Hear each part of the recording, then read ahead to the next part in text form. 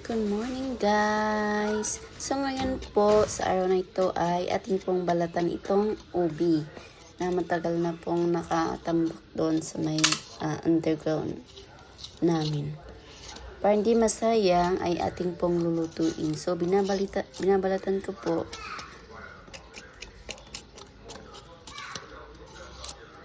Ang hirap lang balatan itong ubi na ito. Sobrang, ang lalaki kasi dalawa itong ubi na ito.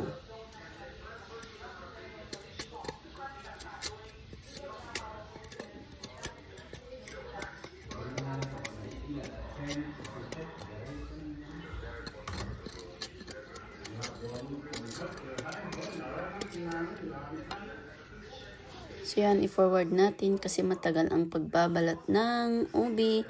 So, okay na po. Tapos na yung pagbabalat ng ubi. Yan po yung isa lang ata yan. So, yan. Binabayo po namin. Hindi ko alam kung anong Tagalog ng bayo. Yan po. Pero kanina ginamitan ko siya ng grind. Ay, ano yun? Yung pang fruits. Yung iba naman na nagiling, pero mahirap pa rin igiling yung iba kasi medyo matigas ng konti. So yan, ito yung forward. So yan, pagkatapos po namin bayuin, ito po yung pinalalabasan po nung ubi. Hindi ko alam kung ba't puti yung ubi na ito, di ba dapat violet? Pero sabi ni Kuya ay magluto po tayo ng puti daw. Pero ubi ito.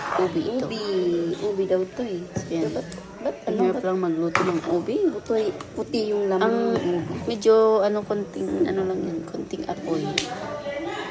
So, lagyan ko yan ng condense. Condense yung lagay kong tubig niya. Nung kumulo na, saka ko nilagay itong ubi na ito. Hindi ko nakita kanina kasi ako lang mag-video. Yan.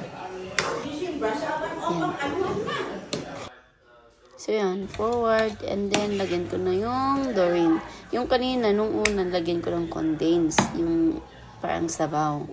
So kumulo sa ako, nilagay yung ubi. Tapos ngayon naman, condense. Lagyan ko din ng ng 3 kutsarang asukal. Tas